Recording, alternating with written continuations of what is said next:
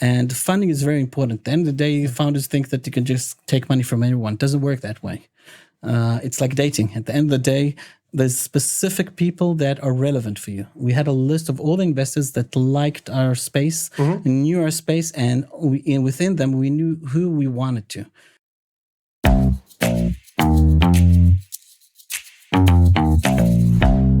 Hi, my name is Thomas. I'm a partner at Inovo Venture Partners. We are a early stage 40 million euro venture capital fund focused on Poland and Central Europe. We have here Ariel Finkelstein. Happy to have you here. If you could tell us a couple of words about yourself, and especially with the idea what you've done in Central Europe and how to create companies, large VC-backed companies out of Central Europe. Great. Thanks. So first thing, thank you very much for having me here. I myself am a serial entrepreneur. I love building companies. I've been building companies for many years now. I have today over 30 companies in my portfolio. I built mainly venture-backed companies. My companies raised over $400 million till today, did 8 exits till today. And I helped also start 2 good accelerators. One was the Microsoft Accelerator. I was involved there as a mentor, helped quite a lot of companies. Same thing with a new accelerator called the Intel Ignite Accelerator, very much believing in giving back to the industry. With regards to CEE countries, and specifically into Poland, I've been doing business there for the past 2.5 years. And thanks to quite a lot of different friends, especially also the Inovo guys. So thank you very much for having me. I learned quite a bit about the industry. Also in Israel, we had the same thing in the beginning of 2000. We paid a big price of being a new industry. And I'm seeing a very similar stages today in Poland. And one of the main challenges that it's still in the early stages of an industry. And that's one of the reasons we're talking here today, because the industry has to grow and has to grow in quite a lot of different things related to infrastructure. When I want to build a big company, I need to have that infrastructure. In 2007, I started a company called Compal in Israel. And that was one of the first SaaS companies out of Israel. We were number 4 here. And there were not a lot of people that knew anything about SaaS. But the main problem that we had, we didn't have employees. That means that we didn't have SDRs, BDRs, account executives, success managers. Everything came from enterprise. I came from enterprise. I was selling huge deals and started to sell SaaS. And when I called the enterprise guy to work for me, he said, "What, you want me to do telemarketing?" They didn't know how to sell. And it took us many, many years to build our infrastructure and the way that things could be done and managed from here. Same thing in Poland today. Majority of the venture-backed companies are starting and selling locally, which is a problem. Because at the end of the day, you start making a little bit of money, but you don't really know if you can sell outside of Poland. And for sure, you don't have the guys to do it. And what I'm seeing is a lot of guys getting stuck there. And one of the main thing is that we want to bring that knowledge in how to take a company and grow it internationally. Okay. And not getting stuck in Poland. Let's say I'm an early stage founder. I have some funding. I'm growing. I have first clients. I have a product. How should I plan the next 18, 24 months? And what are the most important things for me to achieve in the next months or years? Okay, so first thing I need to decide if I'm a bootstrap company or I'm a venture-backed company. If I'm a bootstrap company, it's a whole different way of building a company, okay? And let's do the definition. I'll explain exactly. Okay. The bootstrap companies are companies that focus on one thing and one thing only, okay? That's profitability. My only investor is my customer. And only if I'm profit on what I'm selling to him. So the right way to build a bootstrap company is to understand how do I get to break even as quick as possible, and then how do I get to initial profitability. So in bootstrap companies, we have several stages. I'll explain that. The first thing is initial sales. You want to get into the market as fast as possible with the easiest solution that brings real value to my customer, and I can start selling it, even if it's just a feature, but I can make money on that feature. That's the first thing. Second thing, bootstrap. That's the bootstrap model. That's in the bootstrap model. The second thing, and I want to take money as fast as possible for my customer on that kind of solution. The second stage of it is break even. Average of break even is about 30K a month. Okay, 30,000 euro, dollars, doesn't matter in your thing, which pays for the salaries of the founders. Okay, and additional outsourced stuff that they need to do. But with break even, you can't build a company. You need to have initial profitability. Initial profitability is the next stage. In that stage, usually it's between $80,000 to $120,000 euros, really depending where you're from. And then that is the team that can really take me to profitability. It's the minimum amount of people, but I'm very focused on exactly the people I need within my company and the minimum amount of money that I need to spend. Then I get to profitability. If I don't have a good plan how to get from initial sales into initial profitability, I don't know how to build my business. And you have to. Sometimes that's the gap where I come in and I put a little bit more money into it and work together with founders to get them to the profitability. Now, what kind of companies can be relevant for that? The kind of companies that you can build from bottom to top. The kind of companies that you can do very quickly, sales, and be profitable on. Kind of companies that are relevant for venture are the kind of companies which are enterprise solutions, very strong tech usually, health, cyber, all those different things that I need quite a lot of deep tech to build. If I can comment on this, because I think it's very common in Poland that we see bootstrapping or bootstrap companies, and that are companies which don't have VC or should not have VC money. And it's very difficult, or at least for me or for us, to distinguish between the bootstrapping model and the VC model. And they're different. As you said, maybe sorry for summarizing, but bootstrapping model is very good if you are able and you plan to go to profitability quickly. Yeah. And being very honest, that's not what we are here today, because we are here to build large VC-backed companies. I think Poland has lots of great bootstrapping investors and great bootstrapping companies. By the way, Ariel loves bootstrapping companies. So I think if you are a bootstrapping company, feel free to contact him. But let's go to the VC model. So what does it take? So how in the VC model, I first thing need to know that I answer for the VC. So if you look at the entire ecosystem of startups, the reason I'm focused on Bootstrap because the numbers are much higher. Okay, so if we have about 90-something% of the startups that should die from day one, just a waste of time and money. We have 1% that is relevant for VC. And in the second expanded, we have about 5 to 7% that are relevant for bootstrapping. The 1% that is relevant for venture is that percent that answers for the one questions I'm looking for in the venture. Okay, and since the venture is built on the hockey stick, each and every one of the investments that we do in venture has to answer that: can this founder get to $100 million in revenues in between 5 to 7 years? $100 million revenue. And majority of the cases, the answer for that is no. And even the cases that they make money. And the reason for that is that a lot of the guys that built companies in the past 10 years saw that. We got stuck with good companies between 10 to $100 million. And they just weren't able to grow more than that. And they already got investments with very, very high valuations and a lot of money. And at the end of the day, it was very hard to get rid of them. Okay. And nobody saw the money out of it. So each and every one of the companies that I invest into has to answer that, and that I really believe in that. Okay. Now, the founder has to also believe it, because otherwise he's wasting his time and not build that kind of a company. So he needs to convince himself before he goes out to raise the money that he's a venture-backed company. He can be really a unicorn at the end of the day and grow that kind of company. It's also his passion to do that, by the way. And those guys, those are exactly the kind of guys that we at Inovo were looking for. Those are the kind of guys that has that passion for. But when you do that, you have to come with a very good plan for it.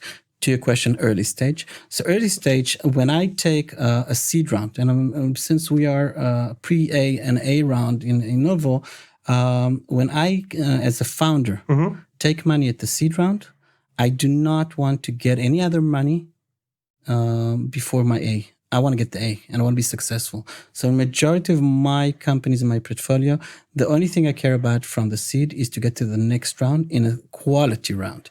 How do you do that? That means that I have a very good plan usually the average is about 18 months. So I take 1 million euro, dollars, doesn't matter, let's say. It doesn't matter the amount, by the way. And I know with that money that within 18 months, I get to where I want to get to. So when I have 18 months, to Series A, that's what I care about. I do not want to have bridge loans. I don't want to have any situations that I get to break even and somehow in between. I want to get to a Series A that within 18 months, I got to at least 3 times the valuation that I got, previously at my seed round. Okay. Because at the end of the day, the right way for a founder to look at it is not that he's right now taking money, but he's investing 25% of his company because he thinks that at the end of the day, it's going to be worth much more than that for him because it's going to double the valuation of the company within those 18 months with that money. The way you do it is being very focused. Okay. I know when I take that money in the seed round, I know exactly what I'm going to do with it. I have a plan on how do I get within 12 months. Let's be more specific in this, if I can say. So I'm early. I just raised my seed, let's say. And what you were saying is the most important, or one of the most important things is to plan for a Series A in 18 to 24 months, right? And that's even before I get the seed money. Even before I get That's my planning, yeah. Okay. I assume, or I understand, that the B will be planned just before A, and then we'll continue planning. Yeah. So if we have the big vision, we'll get to 100 million. The second crucial thing is where do we get in 1 to 2 years? And let's take an example from your life, no name, like how was it planned and what were the specific KPIs for the next round? Okay, so I'll start with the seed guys, and then we can move ahead. But to your question, by the way, before, in venture, we live from one funding run to the other. That's good and bad, but that's how we build these kind of companies. In Bootstrap, we own ourselves and we do whatever we want. Okay. So in venture, so I'll give you an example of a company. It's a SaaS company. We came into a seed. And we already knew at that point of time exactly what was the go-to market. We were selling there an average of, it was about $250 MRR. Monthly recurring revenue. Monthly recurrent revenue.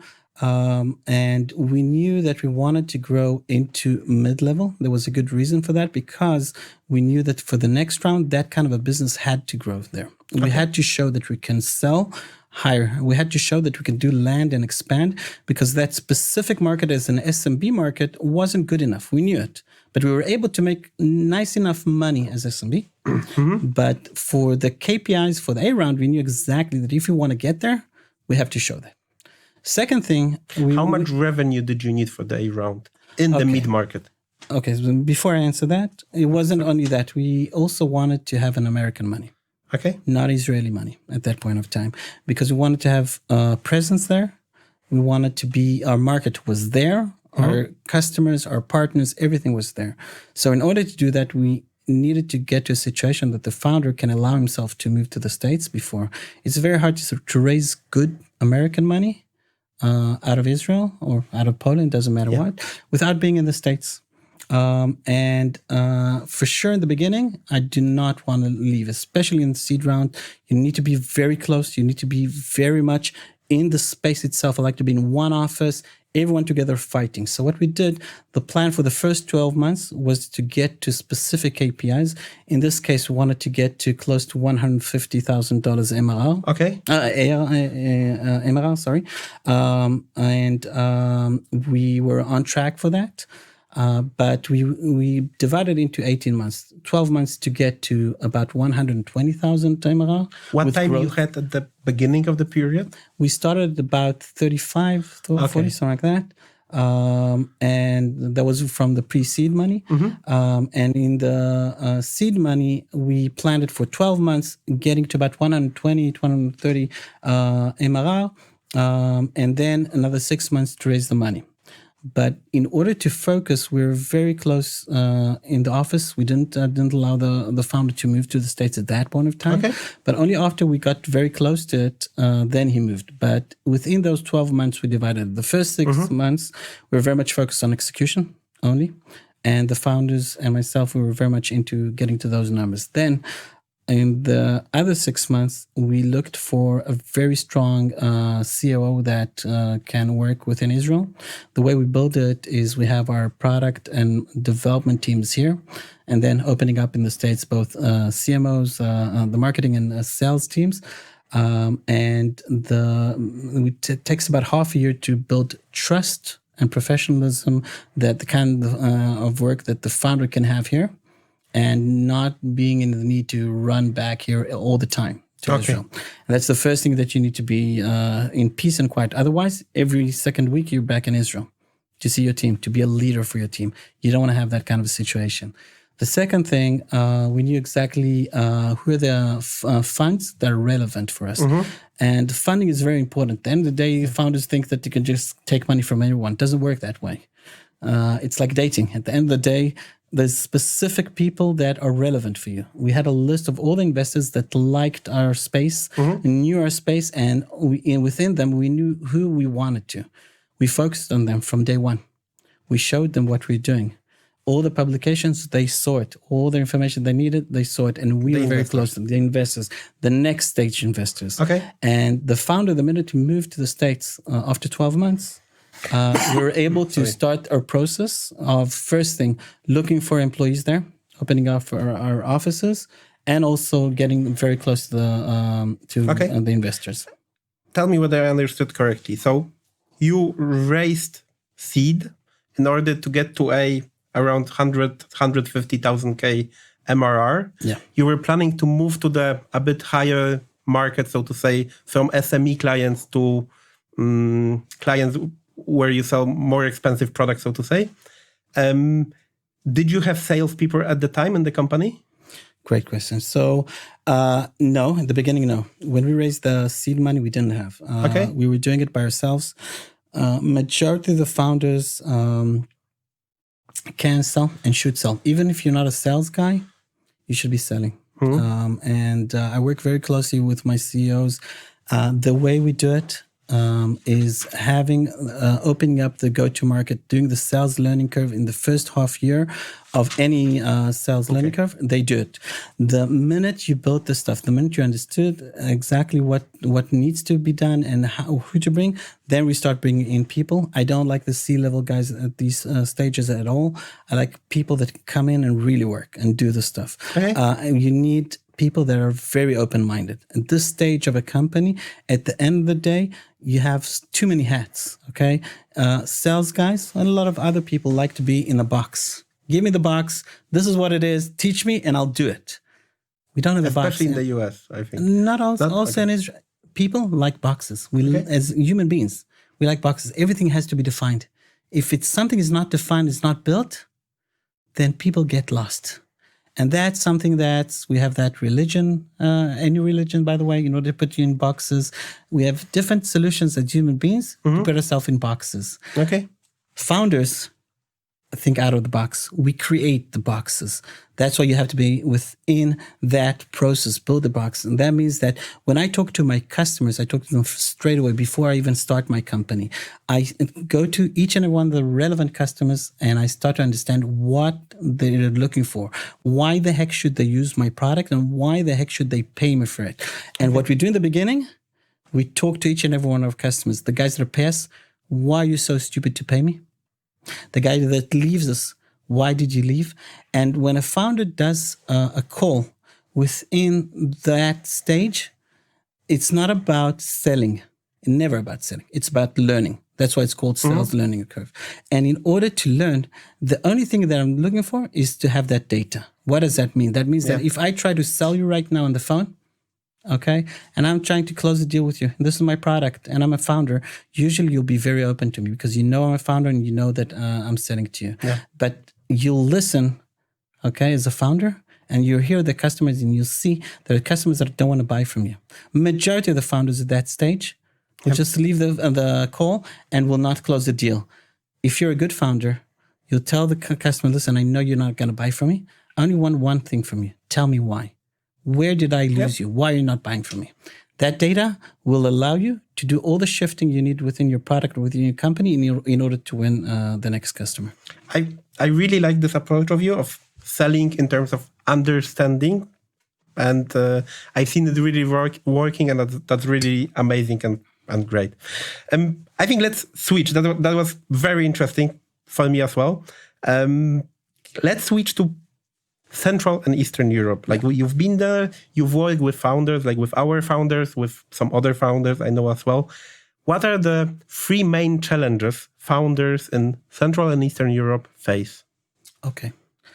So first thing, early stage founders, there's a lot of deals that I'm seeing that are problematic. That means investing deals. Either angel or micro VCs doing the pre-seed investing, they're ruining the cap table. They're ruining it by taking too much of the company, which becomes a very big hassle at the end of the day to correct it if we can't. So that's the first thing that I'm seeing. Those kind of agreements, co-founder agreements, all those different things, employees that you take for sweat equity. You call them a founder, but it's not a founder. And it's somehow important to see too many things that you call a founder, but it's not really a founder. It's just an employee that you paid him with equity. That's called sweat equity. And I've seen that too many times So done. that may also cause issues, yes, because those employees a lot of the times are not involved anymore in the company when we do the seed or A round, and then it's a problem in the cap table. So that's the first challenge, and let's focus on it for a second. I'm often asked this question. So if I'm to raise a Series A in the US, how much the founders should own? Okay. Is it possible? We want our founders to be passionate about what they're doing. In that sense, when we're looking for them to have a strong stake within the company. Again, any founder that is involved in the company, the guys that are not involved in everything, it's a whole different picture. But usually at the A stage and even the B, those guys should be and are involved. And we want them to have a large stake of at least 10%, but that's like the minimum. That's a bad case. Okay, the good case is somewhere between the 15 to 25, really depending on how many founders we have in a company, and they need to have it. Okay, one thing that I don't see in Poland, it doesn't happen a lot. You don't have ESOP, so usually we have between 10 to 15% of ESOP. So stocks for employees. Yeah. Okay. So in the States we do have it, and same thing in Israel, and that's one of the incentives that you have to have in order to get the good guys. Okay. So that's how much you have to have. And my second question would be, I'm on an early stage, let's assume I'm an early stage company, and I don't have that. Let's say I gave to the early investors 51 or 55% of the company. How do I solve that? Is it possible to solve, or we have to sell and start a new business? Majority of the cases you can solve because people are reasonable. And it's business. The first thing for founders, and that's something which is very important, do business only with the good guys. It's easy to say it when you don't need the money. We all need the money when it comes to founders, but just don't take money from bad people. And you'll see it. You'll have it in the gut. A good founder will see straight away through a bad investor. And you see it also very easily from the kind of contracts they give you. There's a lot of contracts I've seen in Poland which are horrific. People are giving their entire company and you become like an employee. So don't do that. Just stay an employee. Don't open up a company. But if that's you did it, it's possible to change. It is possible. That's the beauty of venture-backed companies. In Bootstrap, we can't change it. We get stuck because we don't have any funding. In venture, in every stage, in every new funding, I have a list of things that I want to do in the company. I want to clean the cap table. I want to get rid of a board member. I want to get rid of a co-founder sometimes. All different things. I have that list before I do that round. You can clean that cap table as long as you're smart and you know exactly what you're doing. But sometimes you get stuck with bad people, which are irreasonable. And that's what I'm trying to save founders here that are right now thinking of taking money. Very crucial to take it from smart people and not do bad investor agreements. So smart and good people. Yeah. Okay. So the first challenge, cap table. Challenge number 2. Challenge number 2. There's not enough infrastructure in CE and mainly in Poland, the country I've been working quite a bit, when it comes to knowledge and employees. Okay, what do we have in Poland? We have a very strong support for technical, UI, UX, and marketing all around. When it comes to, and that's mainly B2C and SMB. When it comes to building a sales machine and marketing machine for enterprise or also international stuff, there's almost nothing there. That means that when I need to build a team, it becomes like very crucial and very important for me to know where I'm going to do it. So majority of the companies I've seen either started from bottom, and that's why they also went into Bootstrap, or really playing in that game. But at the end of the day, the venture-backed ones, majority of them go upstream and want to sell the mid-level and enterprise. Just that I explained a little bit, we'll stop here just to explain these terms, okay? When we talk about enterprise companies, 20 years ago, when I told you I sold to Bank of America, GE, GM, you knew that I was doing enterprise sales. Today, when I tell you that these are my customers, you don't know anything. Could be that it came in and bought for $99 MRR, and that's it. What we care about is only two things that define us is the pricing point that I'm selling, okay, and the sales cycle, okay? How long does it take? And both of them have to make sense, okay? So usually enterprise starts at above $50,000 ARR, annual recurrent revenue. That pricing point becomes, you go into procurement, legal, all the different things. And the sales life cycle can take 5 to 9 months, usually the average. We want it to be as short as possible. Mid-level is anything between the 20 to 50,000, usually takes us an average of 3 months. And SMB will take us an average of 21 days. And again, really depending the market I have and the product that I have. But at the end of the day, I need to know exactly my go-to market, and each and every one of the companies has to build it correctly. But when it comes to selling these kind of products internationally, selling a long-term, agreements and cycles, that becomes an industry that I need BDRs, SDRs, and account executives. And I need to have the success managers or professional services. You just don't have enough of those guys. Okay. So the first thing, the industry has to start building them. Okay. Selling that internationally. Not only the English part of things, okay, talking English and selling English, but also the knowledge how to close those deals. Okay. Both online, okay, in inside sales, but then afterwards going on a flights and just closing those deals. And also people who know how to build that. There's not a lot of people that know how to build it, and not a lot of, I would say, people that can help you. So there's not a lot of... what a founder who is watching us right now, what he can do about it? Great. So find good people that can teach you. I did the same thing, by the way. When I opened up Compound in 2007, nobody knew here anything about how to run a SaaS company. I got connected to a lot of good guys in the States and started to learn from them and started to get their advice and brought them in. And they helped me quite a bit how to do the things that I should have done. And SaaS, I think it's easier today. Like there's lots of knowledge about SaaS in Poland right now, but there are so many different verticals, and you also can find globally the knowledge who knows how to scale this kind of companies, right? Knowledge there is. I don't care about the knowledge. I care about how do I take an employee and I build him. So it's either I find locally in Poland or Warsaw, let's say, I find an employee and I can implement and teach him how to sell it.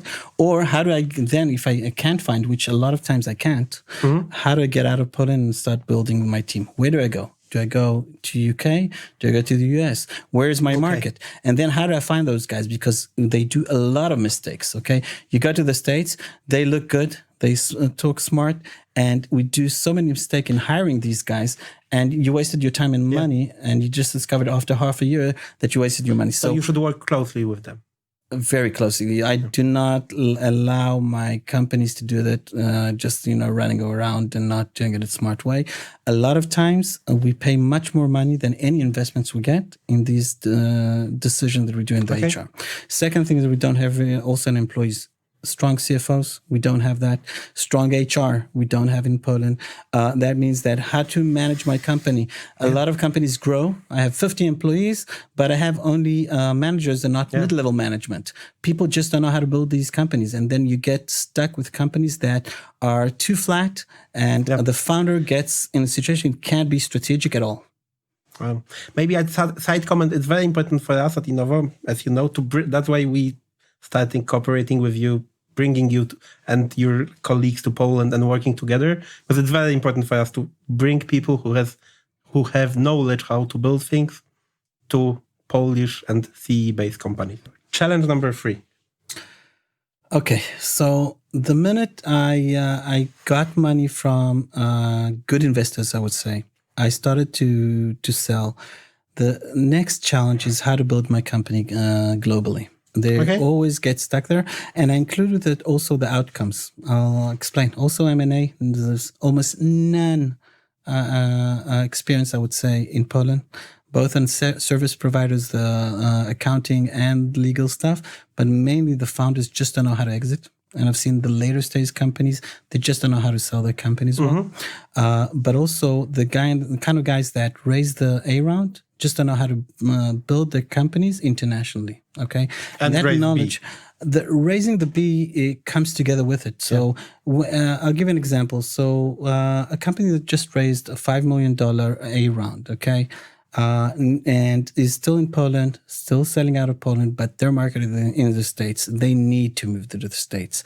The founder just doesn't know how to do it. What are the steps? Okay, how do I open up my offices there?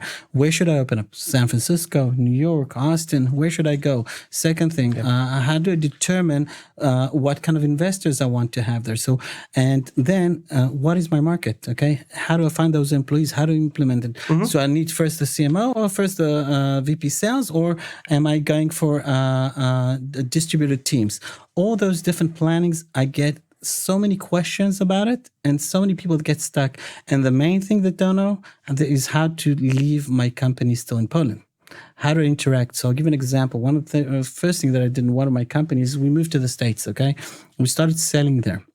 I built a team of about 6 sales team in New York. We had a CMO there, and we moved the founder there, which was great. But at the end of the day, there was no real communication between the American team and the Israeli team. And the Israeli team was still like, Israeli team was majority of the team. It was development, product, UI, UX, all the rest. But at the end of the day, customer says X and is unhappy about it, but it doesn't go back to the Israelis. So the first thing, I record all the calls from sales and all the calls from success managers, and all that is distributed within the company. That means each and every one of the developers in Israel had to listen to those calls.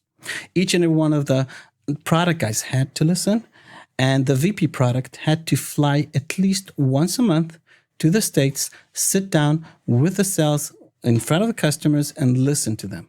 Okay, there's specific ways on how to do these kind of things. And it's the same thing, by the way, in Poland. At the end of the day, it's even harder right now because it's still very early stage of an industry, okay? I have my early stage investors in Poland. I have my entire team there and my partner there. I need to go to another country, which still, there's not a lot of support there. Today, an Israeli that moves to the States, there's so many other Israelis that can help him. So I need to have a good combination into the industry there. And I need to have a lot of support, especially in HR, how to find the right guys in quickly. Let's jump into this still for a second. Great. If one of the founders needs or wants to move to the US, what are the main steps and how much does it cost? Okay, so first thing I need to ask myself, do I need to move to the States? Not always I need to move to the States. A lot of the companies that do no-touch sales, I get there later on. Then even the ones that are B2B enterprise, but my market is Europe. It's a better market for me. Sometimes the Americans just are so lazy to move from the States. They have so much money there. I can win the market, the European market, Western and Eastern European market. It's better for me. So first thing, I need to be sure that that's my market. The minute I know that that's my market, that means then I need to first thing clean my house. Know exactly how am I going to manage my Polish entity. Who's going to, if I have a very strong co-founder, great.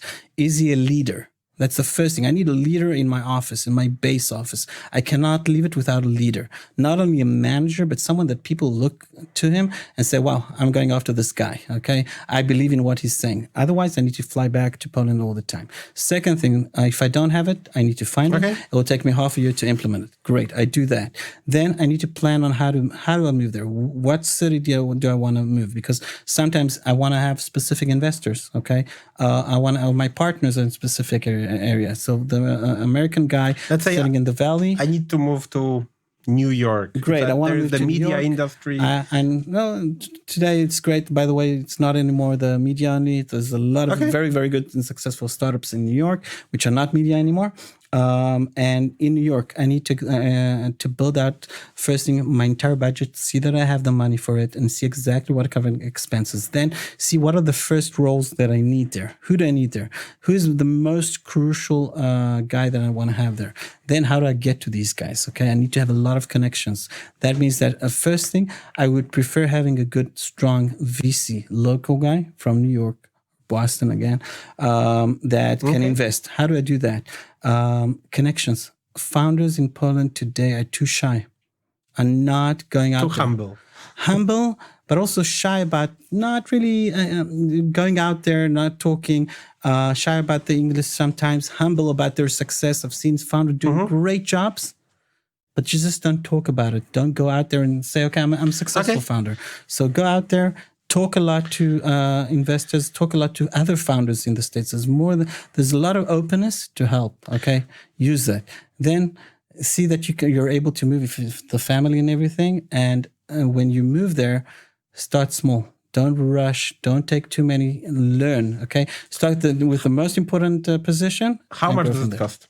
Like, give me a number for a year for, the founding CEO moving to the US, and probably he needs maybe not an office, but somewhere to stay, and one or two people to work with him there. Okay, so really depending on if he has family, doesn't have family, and Jewish families, we even have like a Jewish schools, it's too expensive. So I can't, but in general, when I move to the States, I need to have a normal salary, American salary, in order to live there, okay?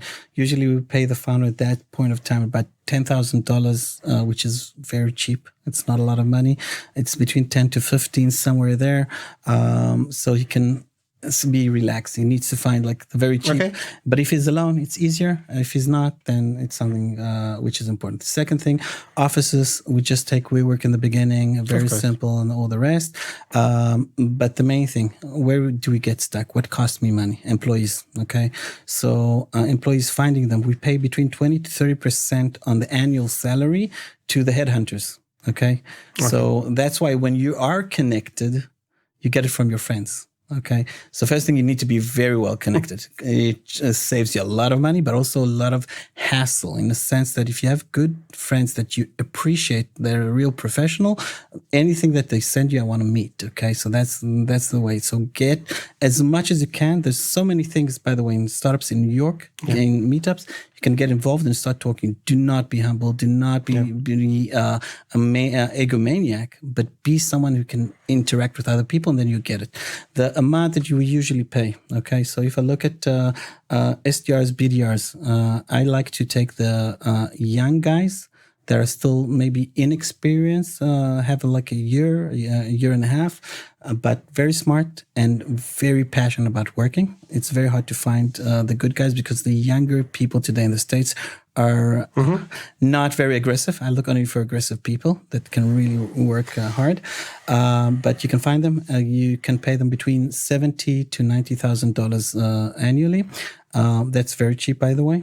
But our normal price is about $120,000. Okay, in SMB and $2 million level. Okay, but then afterwards you start paying much more for the big guys. Okay, we are getting to the end. That's gone quickly, I would say. I have a couple of questions, but let's do it like this: that it's a quick question and quick answer, like in one sentence, maximum, and without much thinking. No. So, what is the thing at which you are the best? Like, what's your? I love building early stage companies. Building early stage companies. Okay. If there is one thing that the audience can learn from you, or which the audience should remember from this interview, from this podcast, what is it? Be very focused on anything you do, and be very aggressive on execution. Majority of the founders I'm seeing are not aggressive enough on execution. Okay. Thank you. What did you learn in the last 7 days? Well, the main thing was I have 4 kids, and what I learned is that there's still a lot to be changed in how to teach kids in schools today, which I'm very unhappy about here in Israel. Okay, I think that's a big thing everywhere globally, maybe outside of Finland. I'm not even sure. Best book you read recently? Best book, but recently. I need to think about it. Okay. I haven't read a book in the past 7 days. Okay. And the funders in Poland, if there is one thing they should start doing and are not doing right now, what is this? Going more out there. Majority of the good founders even that I'm seeing are stuck within their offices and think they're the best because they just don't see anything. Just stuck in a very small environment and not seeing out there, not thinking globally, not thinking how to be big, and are not getting the help that you should be getting at the end of the day. Okay.